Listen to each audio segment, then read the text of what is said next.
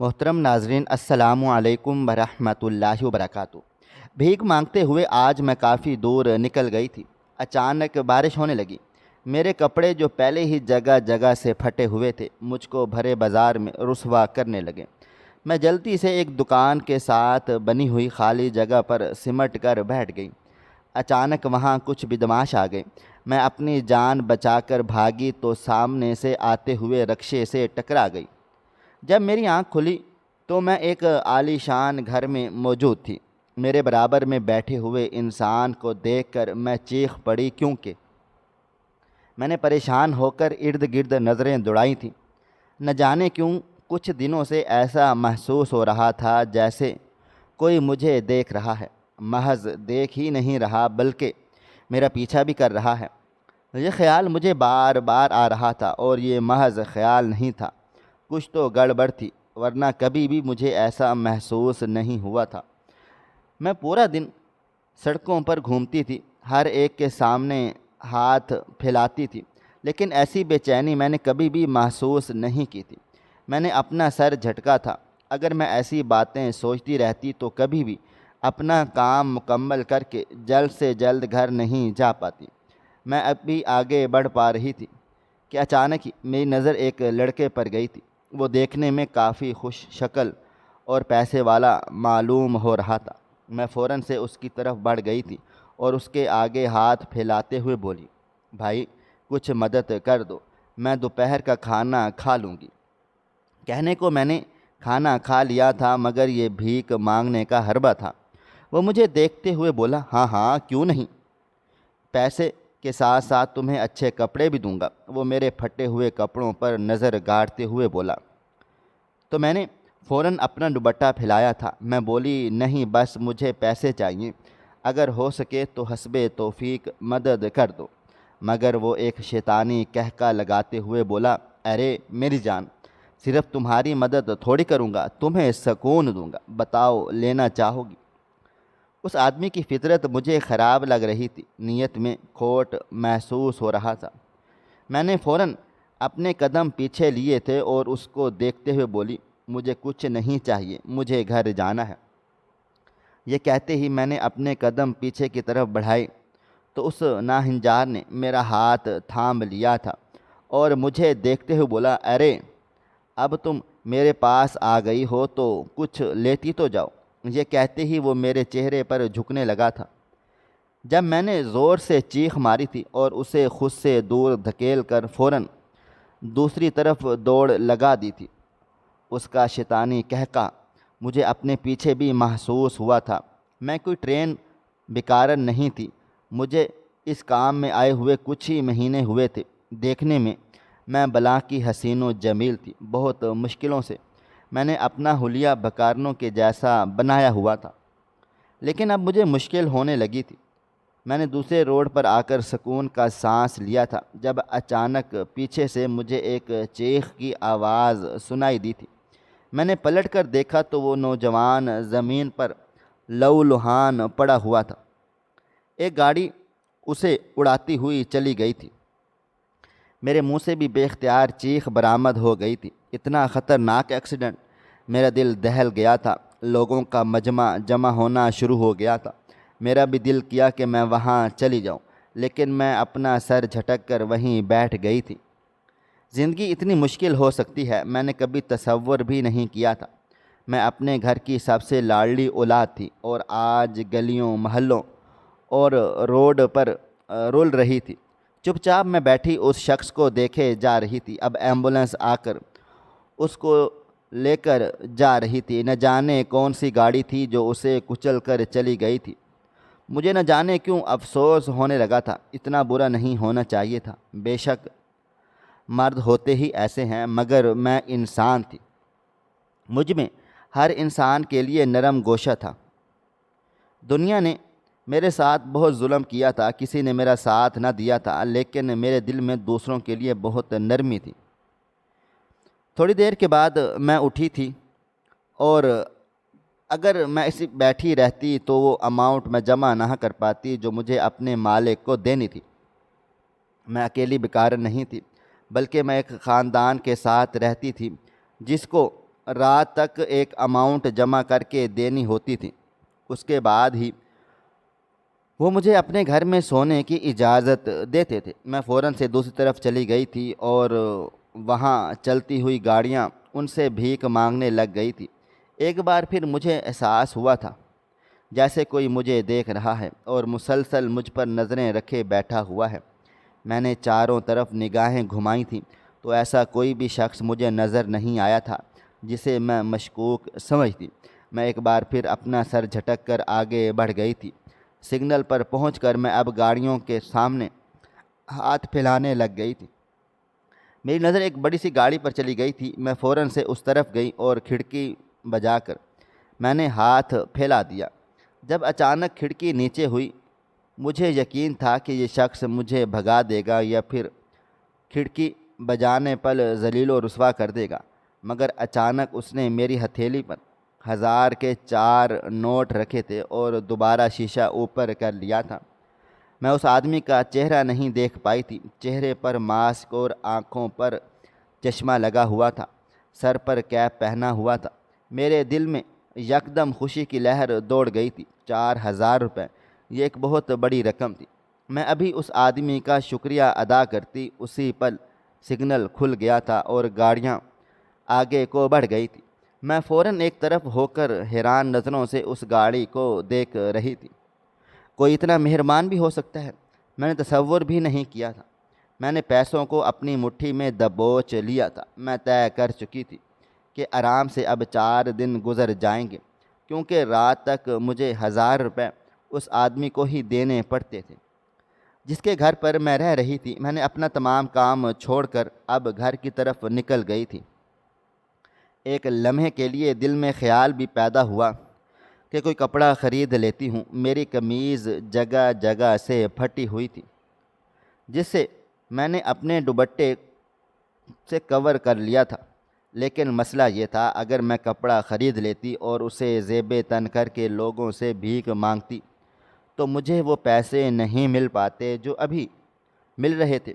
میں گھر پہنچی تو وہ آدمی جو گھر کا سربراہ تھا دروازے پر ہی بیٹھا ہوا تھا۔ مجھے دیکھتے ہی بولا، اگر طبیعت خرابی کا بہانہ کر کے آئی ہو تو یہاں سے دفع ہو جاؤ۔ پیسے نہیں ہیں تو میں تمہیں اس گھر میں داخل نہیں ہونے دوں گا۔ جبکہ میں نے مسکرا کر 1000 روپے اس کی طرف بڑھا دیے تھے اور بولی، 4 دن تک میں اب آرام سکون کروں گی اور تمہیں پیسے ملتے رہیں گے، تمہیں پریشان ہونے کی ضرورت نہیں ہے۔ یہ کہتے ہی میں اندر چلی گئی تھی، جبکہ وہ فوراً میرے پیچھے آتے ہوئے بولا، کیا مطلب، تمہیں کیا زیادہ پیسے ملے ہیں؟ جبکہ میں سر نفی میں ہلا کر اپنے کونے کی طرف چلی گئی تھی جہاں پر میں آرام کرتی تھی۔ وہ آدمی میرے قریب بیٹھتے ہوئے بولا، تم 4 دن تک کام پر نہیں جاؤ گی، یعنی تمہارے پاس 4000 روپے ہیں؟ لاؤ مجھے دے دو، میں تمہیں 4 دن تک تنگ نہیں کروں گا۔ جبکہ میں نے سر کو نفی میں ہلا دیا تھا اور اس کو دیکھتے ہوئے بولی، نہیں، میرا دماغ بھی تبدیل ہو سکتا ہے، میں ابھی تمہیں نہیں دوں گی۔ ہو سکتا ہے کہ میں ان پیسوں کو خرچ کر لوں اور دوبارہ بھیک مانگ کر تمہیں پیسے دے دوں، اس لیے تم ابھی فی الحال چلے جاؤ یہاں سے۔ جبکہ وہ مجھے بکتا ہوا گھر سے چلا گیا تھا۔ میں نے گہری سانس ہوا کے سپرد کی تھی۔ مجھے معلوم تھا یہ شخص بہت لالچی ہے، ہو سکتا ہے میرے سونے کے بعد میرے پیسے چوری کر لے، اس لیے میں نے پیسوں کو اچھی طرح سے اپنے دوپٹے سے باندھ کر اپنے نیچے دبا لیا تھا اور کچھ دیر کے لیے آنکھیں موند کر لیٹ گئی تھی۔ زندگی بہت مشکل ہو گئی تھی۔ میں نے گھر سے بھاگتے ہوئے ایک لمحہ بھی یہ نہیں سوچا تھا کہ یہ غلطی میرے لیے کتنا بڑا طوفان کھڑا کر سکتی ہے۔ دراصل میں اپنے گھر والوں کی بہت لاڈلی اولاد تھی۔ میری بہت شدید خواہش تھی کہ شادی میں اپنی پسند سے کروں، لیکن امی بابا چاہتے تھے کہ شادی ان کی پسند کے مطابق ہو، اور ان کا کہنا بھی غلط نہیں تھا۔ جتنی لاڈلی میں تھی اتنی ہی بیوقوف بھی میں تھی۔ سارے جہاں کا سکھ ہونے کے باوجود مجھے ہمیشہ تکلیف میں زندگی گزارنا زیادہ پسند تھا۔ آسان زندگی میں نے کبھی چاہی نہیں تھی، اور میری اس چاہنے پر میرا سکون اور میری زندگی دونوں ہی برباد ہو گئی تھی۔ میری دوستی ایک لڑکے سے انٹرنیٹ پر ہوئی تھی۔ ہم دونوں کے درمیان بہت اچھی وابستگی ہو گئی تھی، لیکن دھیرے دھیرے وہ بہکنا شروع ہو گیا تھا اور وہ مجھ سے میری غلط تصاویر مانگتا تھا۔ کئی بار ہم دونوں کے درمیان بحث و مباحثہ بھی ہو گیا تھا کہ آخر تمہارے ساتھ مسئلہ کیا ہے؟ میں تم سے محبت کرتی ہوں، مجھ تک محدود رہو، میرے وجود تک کیوں جا رہے ہو؟ ابھی ہم دونوں میں ایسا کوئی گہرا رشتہ قائم نہیں ہوا کہ ہم ایسی تصاویر ایک دوسرے کو شیئر کر دیں۔ یہ حرام کام ہے۔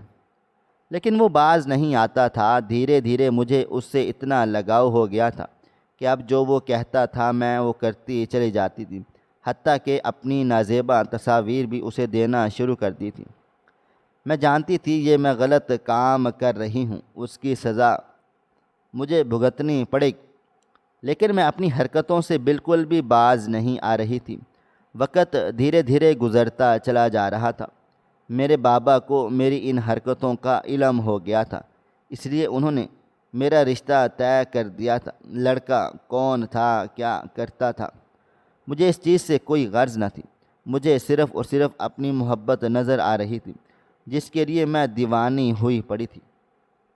میرا دل و دماغ اتنا خراب ہو چکا تھا کہ میں فیصلہ کر گئی تھی کہ اگر شادی کروں گی تو صرف اور صرف اپنی محبت سے۔ میں نے کاظم سے بات کی تو اس نے صاف کہہ دیا تھا، فی الحال میں تم سے شادی نہیں کر سکتا، کیونکہ میں اتنا اسٹیبلش نہیں ہوں۔ اگر تمہیں مجھ سے شادی کرنی ہے تو تم اپنے بل بوتے پر اپنے گھر سے بھاگ کر میرے پاس آ جاؤ۔ ہاں، میں تمہیں 3 دن کا وقت کا کھانا اور رہنے کے لیے جگہ ضرور دے دوں گا۔ اس کی باتوں میں آ کر میں نے فیصلہ لے لیا تھا کہ زندگی بدتر کرنے سے بہتر ہے کہ اپنی زندگی کو سنوار لیا جائے، اور میں سب چھوڑ چھاڑ کر کاظم کے لیے دیوانی ہوئی اور اپنے گھر سے بھاگ گئی تھی۔ پہلے اپنے ماں باپ کو مایوس کرنا اور پھر گھر سے بھاگ جانا ان لوگوں کے دلوں میں میرے لیے نفرت اجاگر کر گیا تھا۔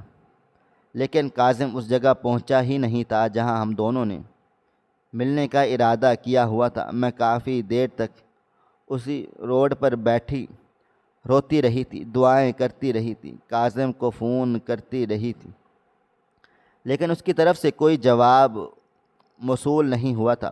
تھک ہار کر میں دوبارہ اپنے گھر کو لوٹ گئی تھی، لیکن میرے بابا جان نے میرے چہرے پر 2 زوردار تھپڑ دے مارے تھے اور مجھے دیکھتے ہوئے بولے، تم جیسے ناشکرے لوگوں کا کوئی علاج نہیں ہوتا، تمہارے لیے میرے گھر میں کوئی جگہ نہیں ہے، اس لیے اب دفع ہو جاؤ اور اپنی کبھی بھی یہ گندی صورت مجھے نہیں دکھانا، میں تم سے سخت نفرت کرتا ہوں۔ ان کے یہ الفاظ میرا کلیجہ چیر گئے تھے۔ میں ان کے سامنے گھٹنوں کے بل بیٹھ کر خوب روئی تھی، ان کی منتیں کی تھی، لیکن انہوں نے صاف صاف کہہ دیا تھا کہ میں اب تم سے کوئی تعلق رکھنا ہی نہیں چاہتا، تم جیسی اولاد سے بہتر ہے کہ میں بے اولاد ہی رہتا۔ امی جان نے بھی مجھ سے منہ پھیر لیا تھا۔ مجھے لگا تھا کہ یہ سب صرف گھنٹوں کی بات ہے، ابھی یہ لوگ مجھے معاف کر دیں گے۔ میں کون سا اس کے ساتھ بھاگ ہی چلی گئی تھی، میں تو صرف گھر سے گئی تھی، لیکن ایسا نہیں ہوا تھا۔ 2 گھنٹے بیت گئے تھے۔ جب میں نے روتے ہوئے دوبارہ دروازہ بجایا تو اسی پل لیڈی پولیس آ گئی تھی۔ میری تو سانسیں ہی تھم گئی تھیں۔ میرے ممی بابا ایسے کبھی نہ تھے، وہ مجھ سے بہت محبت کرتے تھے، میری ہر غلطی پر پردہ رکھتے تھے، پھر ایسا کیوں ہو رہا تھا میری سمجھ میں نہیں آ رہا تھا۔ میں خوب رو دی تھی۔ بابا جان کو ان کی ماں کا اپنا ہر ایک کا واسطہ دے ڈالا تھا، لیکن انہوں نے اپنے کان لپیٹ لیے تھے اور لیڈی پولیس مجھے ڈرا دھمکا کر چلی گئی تھی کہ اگر اب تم اس علاقے میں بھی نظر آئیں تو ہم تمہیں بند کر دیں گے۔ میں اتنا زیادہ برا ڈر گئی تھی کہ میں فوراً ہی وہاں سے بھاگ گئی، لیکن نہ میرے پاس پیسے تھے، نہ رہنے کے لیے جگہ، اور نہ ہی کوئی جاب۔ میرے پاس تعلیم بھی اتنی نہیں تھی۔ میں نہایت نکمی ضدی لڑکی تھی۔ میرے ماں باپ نے بہت چاہا تھا کہ میں اچھی تعلیم حاصل کر لوں، پڑھ لکھ جاؤں، لیکن میں سدا کی بدتمیز تھی۔ صرف اور صرف اپنی منمانی کرنا، اور آج مجھے اپنی ہر اس غلطی کا احساس ہو رہا تھا جو میں نے نادانی میں کی تھی۔ تب مجھے یہ بھکاری خاندان ملا تھا جو روڈ پر بھیک مانگ کر زندگی بسر کر رہے تھے۔ اس عورت نے میرا ہاتھ تھاما تھا اور مجھے اپنے شوہر کے پاس لے کر چلی گئی تھی۔ اس نے مجھے صرف دیکھ کر اتنا کہا تھا کہ اگر میرے گھر میں رہنا ہے تو تمہیں روزانہ 1000 روپے دینے ہوں گے، اور ہم سب کی طرح تمہیں بھی بھیک مانگنی ہوگی۔ 3 وقت کا کھانا اور رہنے کے لیے کمرہ تمہیں مل جائے گا۔ بے شک یہ بہت مہنگا سودا تھا، لیکن میں کیا کرتی؟ اس وقت نہ مجھے کوئی جواب دے سکتا تھا اور نہ ہی میں کسی پر بھروسہ کر سکتی تھی۔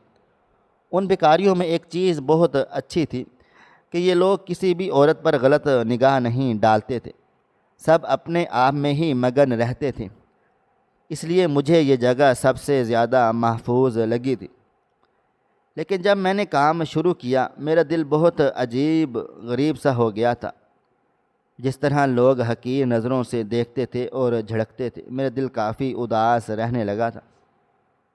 کافی دیر تک میں لیٹی رہ رہی تھی، لیکن ایک لمحہ بھی مجھے نیند نہ آئی تھی۔ مجھے میرے ماں باپ بڑے شدت سے یاد آ رہے تھے۔ ان چند مہینوں نے میرا دل و دماغ بالکل درست کر ڈالا تھا۔ ابھی کچھ ہی دیر ہوئی تھی جب اس آدمی کی بیوی اندر داخل ہوئی اور اس کے ساتھ ہی اس کی بیٹی بھی موجود تھی۔ میں کچھ سمجھتی اس سے پہلے ہی ان دونوں ماں بیٹیوں نے مجھے سختی سے پکڑ لیا تھا، اور اس کا آدمی آ کر میرے دوپٹے سے میرے پیسے نکالنا شروع ہو گیا تھا۔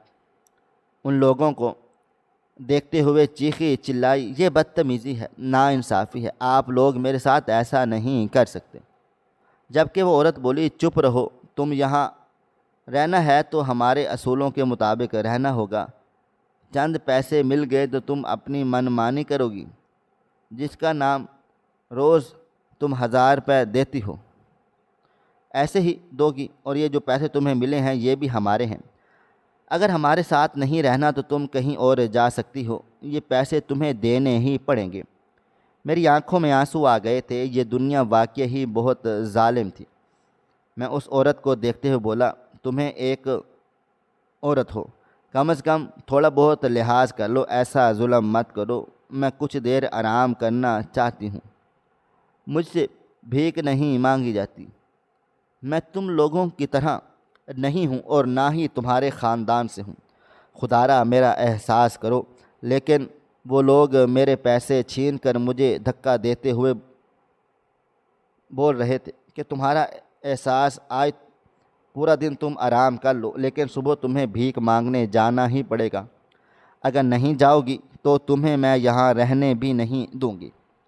یہ کہتے ہی وہ تینوں کمرے سے چلے گئے تھے، جبکہ میری آنکھوں سے آنسو بہنا شروع ہو گئے تھے۔ میں شدت سے اپنے رب کو مخاطب کرتے ہوئے بولی، اے پاک پروردگار، مجھ پر احسان کر، اس درد بھری زندگی سے نجات دے ڈال، میرے ماں باپ کو مجھ پر رحم آ جائے اور وہ مجھے دوبارہ سے قبول کر لیں، مجھ سے یہاں نہیں رہا جا رہا، میری اب بس ہو چکی ہے، یا اللہ میرے حالات پر رحم فرما۔ کافی دیر تک میں روتے روتے اپنے پروردگار سے دعائیں مانگتی رہی تھی، اور پھر کب مجھے نیند آئی مجھے کچھ پتہ نہیں چلا تھا۔ اگلی صبح اس عورت نے ہی مجھے زور زبردستی جھنجھوڑ کر اٹھا دیا تھا کہ اب اٹھ جاؤ، صبح ہو چکی ہے، کچھ کھاؤ اور جلد سے جلد بھیک مانگنے کے لیے نکلو، ٹائم نکل رہا ہے۔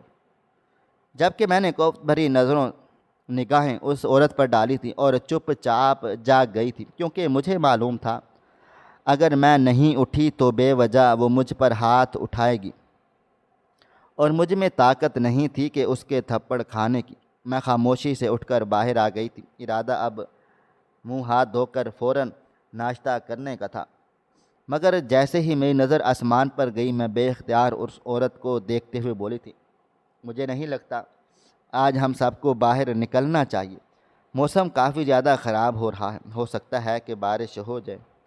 میری بات سن کر وہ فوراً سے بولی، زیادہ نخرے بازی کرنے کی ضرورت نہیں ہے، چپ چاپ کام کاج کرو ورنہ ابھی تمہارا حشر بگاڑ ڈالوں گی۔ میں جانتی تھی یہ لوگ پیسوں کی وجہ سے ایسا کر رہے ہیں۔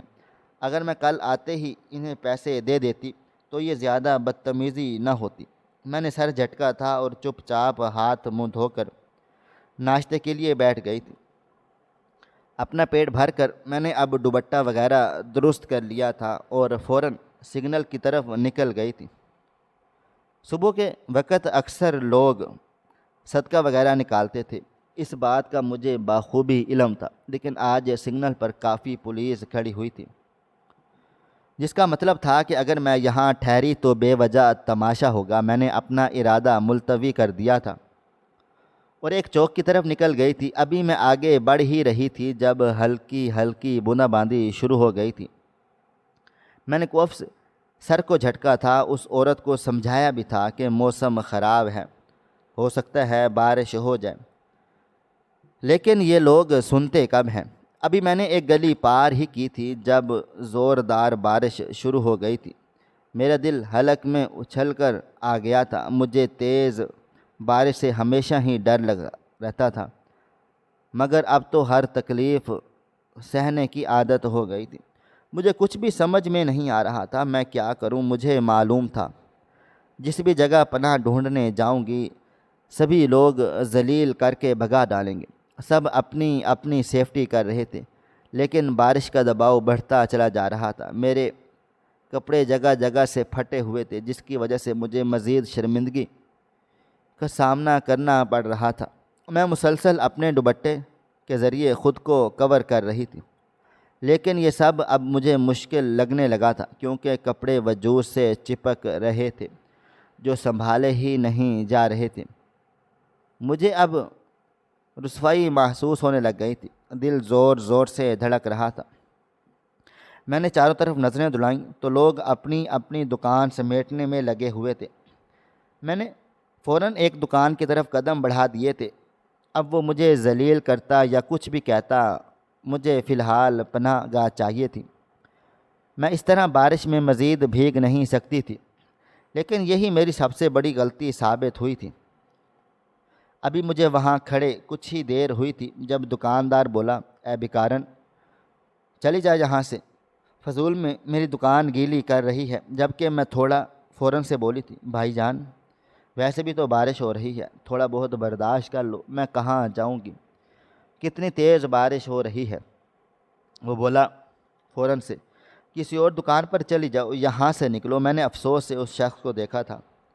آج کل کے زمانے میں لوگ صرف اور صرف اپنا آپ دیکھتے ہیں، دوسرا کسی بھی مشکل میں ہو بالکل بھی قدر نہیں ہوتی۔ میں چپ چاپ دوسری دکان کی طرف بڑھ گئی تھی اور دل ہی دل میں دعا کر رہی تھی کہ یہ آدمی تھوڑی بہت مہلت دے دے۔ میں کھڑی ہوئی تھی، اس نے کچھ نہیں کہا تھا، لیکن سخت نگاہ ضرور ڈالی تھی۔ میں چپ چاپ سر جھکائے کھڑی رہی تھی۔ ابھی مجھے کچھ ہی دیر گزری تھی کہ جب اچانک ہی مجھے اپنے وجود پر کسی کی نظریں محسوس ہوئی تھیں۔ میں نے ادھر ادھر نگاہ دوڑائی تو میرا دل لمحے بھر کے لیے دھڑکنا بھول گیا تھا۔ میرے عقب میں 4 موالی لڑکے کھڑے ہوئے تھے اور میرے پھٹے ہوئے کپڑوں کو دیکھ کر باتیں کر رہے تھے۔ مجھے عجیب سی شرمندگی کا احساس ہوا تھا۔ میں نے فوراً خود کو دوبارہ دوپٹے سے کور کیا تھا، مگر وہ لوگ اب میرے قریب آ گئے تھے۔ میں مزید ہلکان ہو گئی تھی اور ان لوگوں کو دیکھتے ہوئے فوراً ہی اپنے قدم دوسری طرف بڑھا دیے تھے جب اچانک ایک لڑکے نے میرا بازو تھام کر مجھے اپنے قریب تر کر لیا تھا اور میرے کان میں سرگوشی کرتے ہوئے بولا، ارے جان، بڑی خوبصورت لگ رہی ہو، تم کیسے بھکارن بن گئی، آؤ تمہیں جنت کی سیر کرواتے ہیں۔ یہ کہتے ہی وہ میرے چہرے پر جھکنے لگا تھا، جبکہ میں غصے سے اسے دور دھکیلا تھا اور ایک زوردار تھپڑ اس کے چہرے پر مارتے ہوئے بولی، اپنی حد میں رہو اور یہ باتیں جا کر اپنی ماں سے کہنا، بے غیرت انسان۔ یہ کہتے ہی میں باہر کی طرف بڑھی تھی، جبکہ دوسرے نے میری کلائی تھامی ہوئی تھی اور مجھے دیکھتے ہوئے بولا، بہت زبان چلنے لگی ہے، بھکارنیں بھی اب زبان درازی کیا کریں گی، ابھی بتاتا ہوں۔ یہ کہتے ہی اس نے میری کلائی کو بری طرح سے مروڑ ڈالا تھا، مگر میں اسے دھکا دے چکی تھی۔ وہ چاروں ایک ساتھ میری طرف چلے آئے تھے، مگر میں تیز رفتاری سے مین روڈ کی طرف بھاگی تھی، اس بات سے بے خبر کہ اگلی مشکل میرے لیے پہلے ہی تیار کھڑی ہوئی ہے۔ میں بھاگتے ہوئے بار بار پیچھے کی طرف دیکھ رہی تھی، اور یہی میری سب سے بڑی غلطی ہوئی تھی۔ ابھی میں مین روڈ پر آئی ہوئی تھی جب ایک تیز رکشے نے مجھے بری طرح سے ہٹ کر دیا تھا۔ میں دور جا کر گری تھی اور پھر دھیرے دھیرے میری آنکھیں بند ہونا شروع ہو گئی تھیں۔ جب میری آنکھ کھلی تو میں نے خود کو ایک عالیشان کمرے میں پایا تھا۔ کمرے کی چھت سے لٹکے فانوس کی ہلکی روشنی نے ماحول کو پرسکون بنا کے رکھا ہوا تھا۔ نرم اور ملائم بستر، خوشبودار فضا اور ہر طرف بکھری ہوئی نفاست، یہ سب کچھ کسی خواب کی مانند جیسا لگ رہا تھا، کیونکہ گزشتہ چند مہینوں سے میری زندگی میں سکون اور راحت نام کی کوئی چیز ہی نہ تھی۔ میرے ذہن میں آخری لمحے کا منظر تازہ ہو گیا تھا، سڑک پر بھاگتے ہوئے رکشے سے ٹکر اور پھر گہرا اندھیرا۔ میں نے اٹھنے کی کوشش کی تو ایک ہلکی سی آہ میرے لبوں سے نکلی تھی۔ میرے سر میں شدید درد ہو رہا تھا۔ اسی لمحے میں نے اپنے برابر میں بیٹھے ہوئے شخص کو دیکھا تو میں سکتے میں آ گئی تھی۔ ایسا لگتا تھا جیسے میری سانس رک سی گئی ہو۔ میری زبان سے بے اختیار ایک چیخ نکلی تھی، شاہنواز بھائی! وہ کوئی اور نہیں بلکہ میرے کزن شاہنواز بھائی تھے، جن کا رشتہ ایک بار میرے لیے آیا ہوا تھا، لیکن بابا نے عمر کے 10 سال کے فرق کی وجہ سے انکار کر دیا تھا۔ وہ مجھے دیکھ کر مسکرائے اور بولے، کیا ہوا؟ اتنی ڈر گئی ہو؟ میں نے روتے ہوئے پوچھا، یہ سب کیا ہے؟ میں یہاں کیسے اور آپ کیا کر رہے ہیں؟ شاہنواز بھائی نے میرے سر پر نرمی سے ہاتھ رکھا تھا اور سنجیدہ لہجے میں بولے، یہ سب کیا ہے؟ یہ تم بتاؤ، یہ تماشا کیا تھا جو تم سڑکوں پر لگا کر بیٹھی تھی؟ میں نے تمہیں کئی بار دیکھا، تم بھیک مانگ رہی تھی، کیوں؟ کیا کمی تھی تمہارے گھر میں؟ ان کے لہجے میں غصہ اور افسوس دونوں شامل تھے۔ میں ضبط نہیں کر سکی تھی اور پھوٹ پھوٹ کر رو پڑی تھی۔ شاہنواز بھائی میری بات سنیں، میں بہت بڑی غلطی کر چکی تھی۔ کاظم میرے بوائے فرینڈ، اس نے میرا استعمال کیا اور پھر چھوڑ دیا۔ میں واپس گھر چلی گئی تو بابا جان نے مجھے معاف نہیں کیا تھا اور مجھے گھر سے نکال دیا۔ وہ بھکاری خاندان مجھے ملا اور پھر مجھے بھیک مانگنی پڑی۔ میں نے ان کی تکلیف منتصر کر الفاظ میں بیان کرتے ہوئے روتے روتے میرا سانس پھول رہا تھا۔ شاہنواز بھائی نے مجھے پانی پلایا اور میرا ہاتھ تھام کر بولے، اب احساس ہوا، اب یاد آیا کہ ماں باپ کی لاڈلی ہونا کیا ہوتا ہے۔ اب پتہ چلا وہ آسائشیں کیا تھی جنہیں تم نے ٹھکرا ڈالا تھا۔ ان کے ہر لفظ سے میرے دل پر چوٹ لگ رہی تھی۔ میں سر جھکا کر گڑ گڑاتے ہوئے بولی، ہاں مجھے احساس ہو گیا ہے، میں بہت نادان تھی، میں نے بہت بڑی غلطی کر ڈالی ہے، مجھے معاف کر ڈالیں۔ شاہنواز بھائی مجھے میرے ماں باپ کے پاس لے کر چلے، میں ان سے معافی مانگوں گی۔ شاہنواز نے گہری سانس لی اور میری آنکھوں میں آنکھیں دیکھتے ہوئے ایک ایسا راز کھولا تھا جس نے میرے ہوش و حواس اڑا دیے۔ یہ سب کچھ جو تمہارے ساتھ ہوا وہ سب میری پلاننگ کے مطابق تھا۔ میرے چہرے پر حیرت کے تاثرات ابھر آئے تھے۔ کیا مطلب؟ انہوں نے ایک طویل خاموشی کے بعد بولنا شروع کیا۔ جب تم گھر سے بھاگی تھی میں نے تمہیں دیکھا تھا، میں تمہارے پیچھے آیا تھا، کاظم سے بھی میں ملا تھا، اسے میں نے ہی پیسے دیے تھے کہ وہ تمہیں چھوڑ ڈالے، کیونکہ وہ ایک تھرڈ کلاس بغیرت انسان ہے جو صرف اور صرف تمہاری عزت رونتا اور پھر تمہیں چھوڑ دیتا۔ جب تم واپس آئی تو تمہارے بابا جان کو میں نے ہی مشورہ دیا تھا کہ تمہیں کچھ عرصے کے لیے روڈ پر نکال دیں تاکہ تمہیں احساس ہو کہ زندگی کتنی مشکل ہوتی ہے۔ میرے پیروں تلے سے زمین نکل گئی تھی۔ لیکن کیوں؟ کیونکہ میں تمہیں صحیح راستے پر لانا چاہتا تھا۔ تمہارا رویہ، تمہاری سوچ، تم ایک بہت ہی لاپرواہ لڑکی بن چکی تھی اور تمہارے اس رویے سے میں واقف تھا۔ میں تمہیں کسی اور کے ساتھ برباد ہوتے نہیں دیکھ سکتا تھا۔ میں جانتا تھا کہ تم اندر سے ایک اچھی انسان ہو، بس راستہ بھٹک گئی ہو۔ یہ سب اس لیے کیا تاکہ تمہیں حقیقی دنیا کا پتہ چل سکے کہ لوگ کیسے ظالم ہوتے ہیں، کیسے حقیر نظروں سے دیکھتے ہیں، تمہاری عزت کو تار تار کرنے پر تل جاتے ہیں۔ تمہارے ساتھ جو کچھ ہوا وہ سبھی کچھ مجھے معلوم تھا۔ میں مسلسل تمہارے پیچھے تھا، تمہیں ایک دن کے لیے بھی اکیلا نہیں چھوڑا۔ جب وہ گاڑی کا ایکسیڈنٹ ہوا اس میں اس لڑکے کو میں نے ہٹ کیا تھا تاکہ وہ تمہیں اذیت نہ پہنچا سکیں۔ اس کے بعد میں نے ہی تمہیں اس بھیکاری خاندان کے ساتھ رکھا، کیونکہ میں اچھے سے جانتا تھا کہ یہ لوگ نیک دل ہیں، عورت کی عزت کرتے ہیں، اور وہ امیر شخص جس نے تمہیں 4,000 روپے دیے تھے وہ بھی میں ہی تھا۔ وہ سب تاکہ تمہیں یہ سب کچھ حقیقت میں لگے، تاکہ میں تمہارے دل میں اپنی غلطی کا حقیقی احساس پیدا ہو۔ شاہ نواز بھائی کے ایک ایک لفظ نے میرے ذہن میں سب کچھ واضح کر دیا تھا۔ میں رو رہی تھی، لیکن اب یہ آنسو دکھ کے نہیں تھے بلکہ ندامت اور شکر گزاری کے تھے۔ شاہ نواز بھائی، میں بے حد شرمندہ ہوں۔ میں نے اپنی پوری زندگی تباہ و برباد کر ڈالی تھی، آپ نے مجھے ایک نیا موقع دیا، میں واقعی بدل گئی ہوں۔ پلیز میرے ماں باپ کو میرے پاس لے آئیں، میں ان سے معافی مانگوں گی۔ شاہ نواز مزید بولے، تمہارے ماں باپ کو تم سے کبھی بھی نفرت نہیں ہوئی تھی، وہ صرف اور صرف تمہیں سدھارنا چاہتے تھے۔ یہ سب کچھ میں نے انہیں بھی بتا دیا تھا، وہ تمہیں معاف کر چکے ہیں، بس انتظار ہے کہ تم ٹھیک ہو جاؤ تو وہ تمہیں لینے آ جائیں گے۔ وہ مزید بولے، اب جب کہ تم نے زندگی کا سبق اچھے سے سیکھ لیا ہے اور اب تم ایک سمجھدار لڑکی بن چکی ہو، تو کیا تم مجھ سے شادی کرو گی، میرا ہاتھ تھامو گی؟ میں نے ان کی طرف دیکھا، میری آنکھوں میں آنسو اور مسکراہٹ دونوں تھے۔ ہاں ہاں، میں تیار ہوں، اسے بہتر ہم سفر مجھے کوئی اور مل ہی نہیں سکتا۔ ان کی سوچ اس پہ اور میرے لیے اس محبت نے مجھے بہت متاثر کر دیا تھا۔ میں نے غلطی کی، لیکن انہوں نے مجھے سنبھال لیا تھا اور میری بکھری ہوئی زندگی کو دوبارہ جوڑ ڈالا تھا۔